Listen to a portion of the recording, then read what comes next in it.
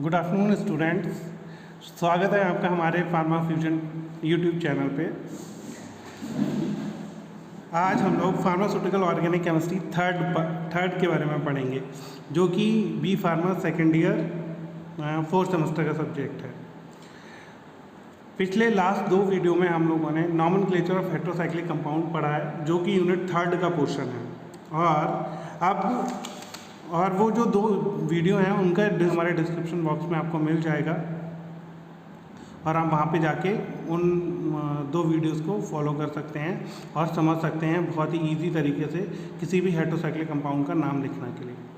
तो आज अब जब हमने नॉमेनक्लेचर सीख लिया है, तो अब हम पर्टिकुलर कुछ कंपाउंड्स हैं जो हमारे सिलेबस में हैं, जैसे कि आपका यूनिट 3 में नॉमेनक्लेचर एंड क्लासिफिकेशन हो चुका है। फिर जो सेकंड पोर्शन है इसका, synthesis, reaction and medicinal usages of following compounds and derivative, जिसमें आपके आते हैं पायरॉल, फ्यूरेन एंड थायोफीन। तो सबसे पहले हम पायरॉल से शुरू करेंगे, फिर फ्यूरेन को पढ़ेंगे, फिर थायोफीन को पढ़ेंगे। इसमें इजी वे में हम आपको पढ़ाने की कोशिश करेंगे ताकि आपको इजी से इजी नोट्स मिल सकें और आप अच्छे से समझ सकें और आप अपने पेपर में अच्छे से अच्छा कर सकें और आपके अच्छे नंबर आ सकें। हमारी पूरी कोशिश यही रहेगी।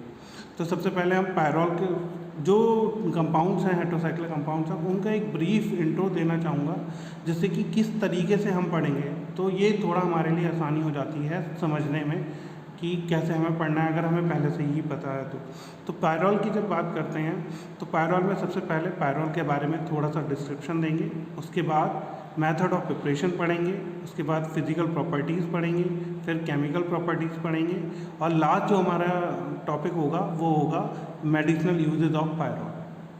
तो चलिए शुरू करते हैं पायरॉल। तो पायरॉल का जो एक स्ट्रक्चर है, ये 5 मेंबर्ड हेटेरोसाइक्लिक कंपाउंड है जो nitrogen as a heteroatom contain करता है। इसका अगर हम स्ट्रक्चर की बात करें तो स्ट्रक्चर इसका कुछ इस तरीके का बनता है। डबल बॉन्ड आ गया, जैसे कि नॉमेनक्लेचर में बताया था, डबल बॉन्ड मतलब अनसैचुरेटेड। तो अगर अकॉर्डिंग टू IUPAC अगर हम इसका नाम रखना चाहें तो हम इसका नाम रखने के लिए क्या करेंगे, सबसे पहले नंबरिंग करते हैं हेटेरोएटम से, 1 2 3 4 5। तो जो नाम लिखते हैं, तो अगर आपको तो याद हो तो कुछ इस तरीके से नाम लिखते हैं, रूट वर्ड प्लस सफिक्स। तो रूट वर्ड में हमारा आ जाता है कि कितने एटम से मिलकर रिंग बनी है, तो वो रूट वर्ड में आता है। सफिक्स में हमारा आ जाता है आपका सैचुरेटेड है, अनसैचुरेटेड है, और सबसे पहले आता है हेटेरोएटम। तो हेटेरोएटम हमारा यहाँ पे नाइट्रोजन है, तो हम नाइट्रोजन को रिप्रेजेंट करते हैं एजा से, प्लस रूट वर्ड कितना 5 एटम्स से रिंग मिलकर बनी है, तो 5 एटम पर आता है आपका ऑल, प्लस सफिक्स। अब ये सैचुरेटेड रिंग है आपकी, अनसैचुरेटेड रिंग है, तो अनसैचुरेटेड रिंग के लिए जहाँ पे मैंने बताया था 4 5 और 6 एटम की जो रिंग होती है, वहाँ पे जो सफिक्स यूज होता है वो होता है ई, एक्सेप्शन है।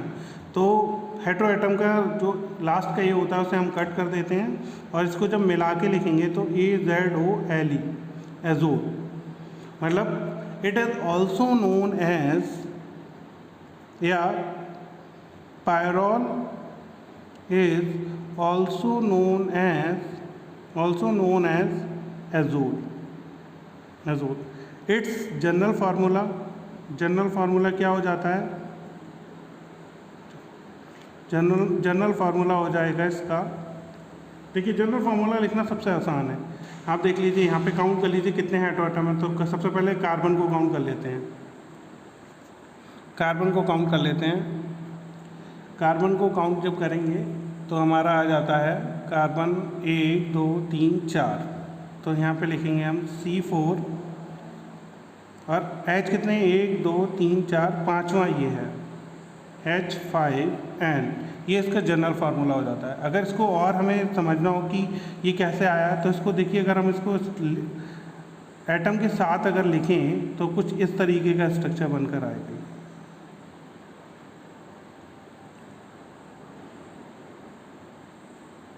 एक एच यहाँ पे, एक एच यहाँ पे, एक एच यहाँ पे, एक एच यहाँ पे, एक एच यहाँ पे, और डबल बॉन्ड डबल बॉन्ड।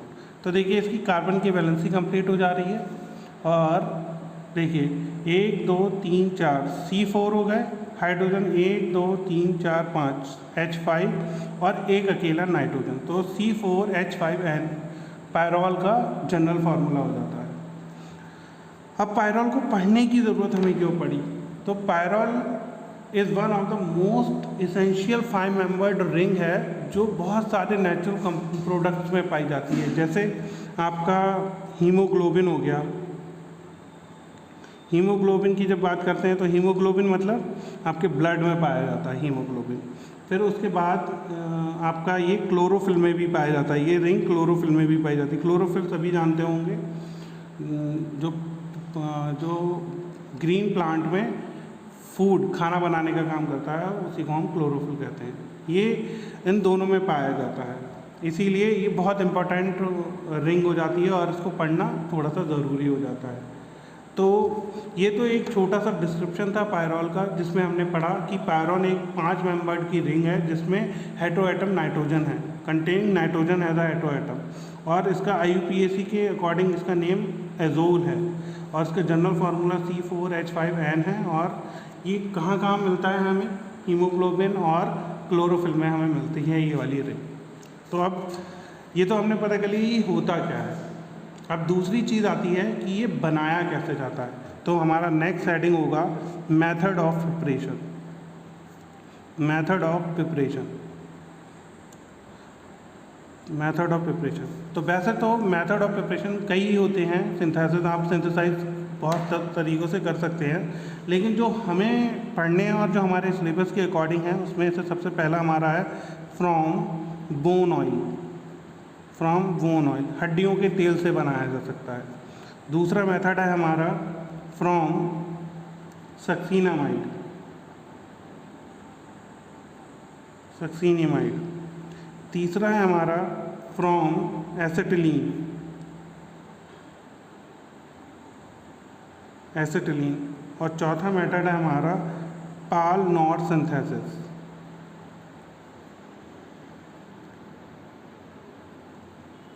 पाल नॉट सिंथेसिस।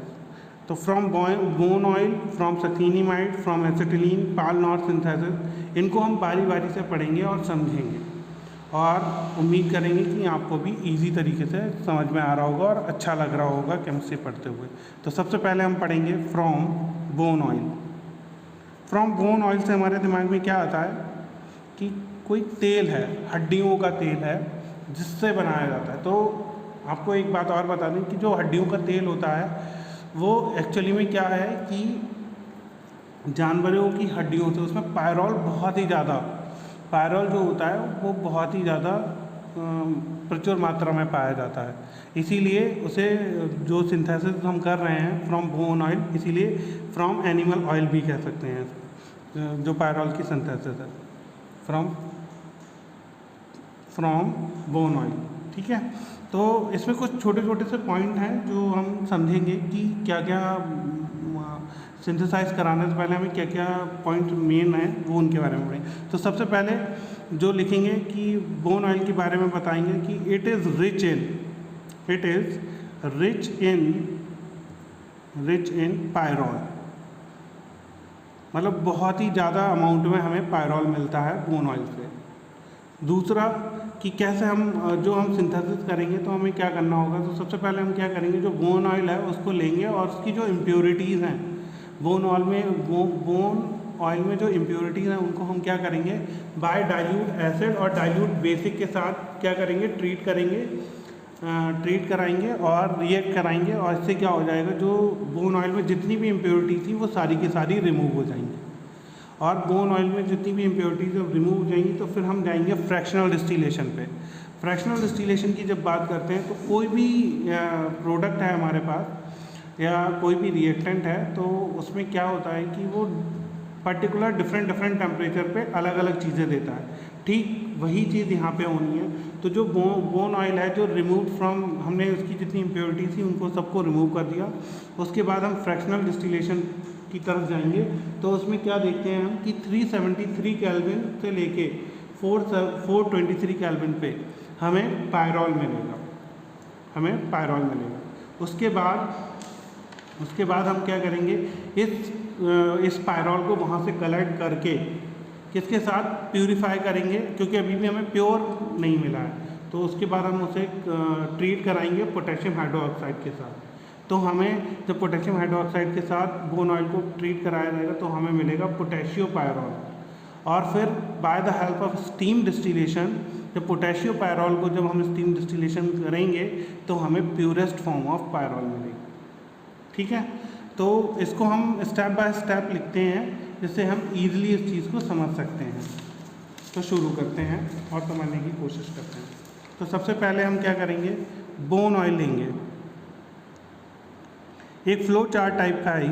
बोन ऑयल लेंगे और उसको डाइल्यूट एसिड्स के साथ, डाइल्यूट बेस के साथ, डाइल्यूट एल्कली की बात करते हैं तो डाइल्यूट बेस की बात कर रहा है, तो बेस के साथ करेंगे तो इसकी जो बोन ऑयल की जो इम्प्योरिटीज़ होंगी, bone oil free from acidic impurities,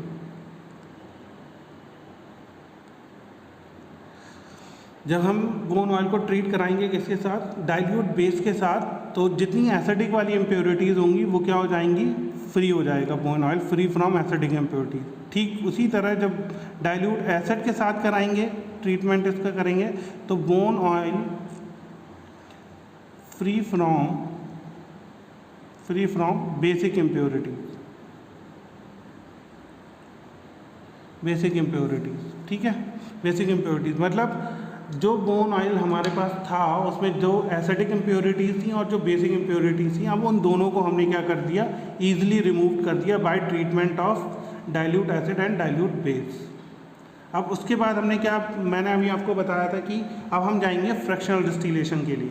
अब जो ये बोन ऑयल है, जो ये ऑयल अब हमें मिला है, ये फ्री फ्रॉम इम्प्योरिटीज़ है, ये फ्री फ्रॉम इम्प्योरिटीज़ है। तो अब हम जा रहे हैं फ्रैक्शनल डिस्टिलेशन के लिए।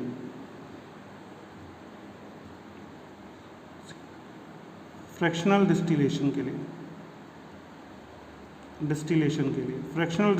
लिए और मैंने बताया था कि फ्रैक्शनल डिस्टिलेशन के लिए जब हम जाएंगे तो हमें जो ऑयल होगा वो क्या होगा, पायरॉल रिच ऑयल होगा।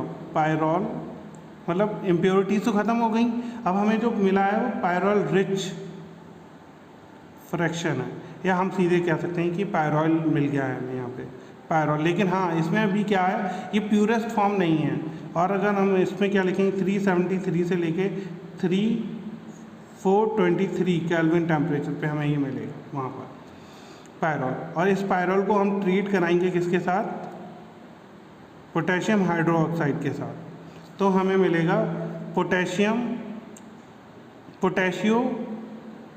पायरॉल C4H4NK पोटेशियो पायरॉल, इसे हम लिखेंगे पोटेशियो पायरॉल।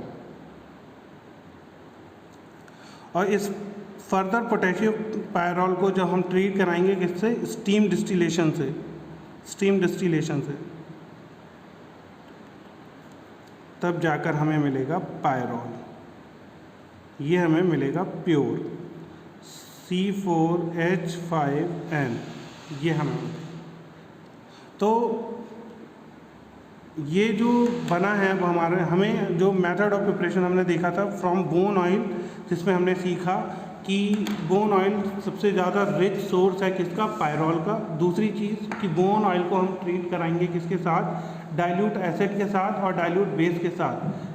क्यों करा रहे हैं, क्योंकि हम इसकी जो इम्प्योरिटीज़ हैं बोन ऑयल में उसको रिमूव करने की कोशिश कर रहे हैं। तो इम्प्योरिटीज़ जब रिमूव हो जाएंगी तो हम जाएंगे फ्रैक्शनल डिस्टिलेशन के लिए। फ्रैक्शनल डिस्टिलेशन में हम क्या देखते हैं कि एक पर्टिकुलर टेम्परेचर पे पायरॉल सेपरेट आउट हो जाएगा और वो टेम्परेचर है 373 to 423 केल्विन। जो हमें पायरॉल मिलेगा, अब हम उसको ट्रीट कराएंगे पोटेशियम हाइड्रोक्साइड के साथ, तो हमें मिलेगा पोटेशियो पायरॉल। और उस पोटेशियो पायरॉल को हम ट्रीट कराएंगे स्टीम डिस्टिलेशन के लिए, जिससे कि हमें प्योरेस्ट फॉर्म ऑफ पायरॉल मिल जाएगी। ये एक मेथड है पायरोल बनाने का। ठीक है, ये मेथड ऑफ प्रिपरेशन हम पढ़ रहे हैं जिसमें हमने पढ़ लिया है फ्रॉम बोन ऑयल। उम्मीद करते हैं कि आपको याद हो गया होगा, समझ में आया होगा। तो आज के लिए हम इतना ही रखते हैं। नेक्स्ट वीडियो में हम from succinimide, from acetylene and Paal Knorr synthesis ये हम पढ़ेंगे। ठीक है, फिर इसी सिंथेसिस के साथ हमारा ये वीडियो यहाँ पे आज ख़त्म होता है। और मेरे जो प्रीवियस 2 वीडियो हैं जिसमें नॉमेनक्लेचर ऑफ हेटेरोसाइक्लिक कंपाउंड पढ़ाया हम लोग पढ़ाया गया है, उसका उसका लिंक हमारे डिस्क्रिप्शन बॉक्स में आपको मिल जाएगा। आप वहाँ से उन 2 वीडियोस को देख सकते हैं आसानी से। अगर किसी को कोई डाउट है या कुछ भी है तो वो पर्सनली हमें कमेंट कर सकते हैं और उनके प्रॉब्लम को हम सॉल्व करने की पूरी कोशिश करेंगे। Thank you so much.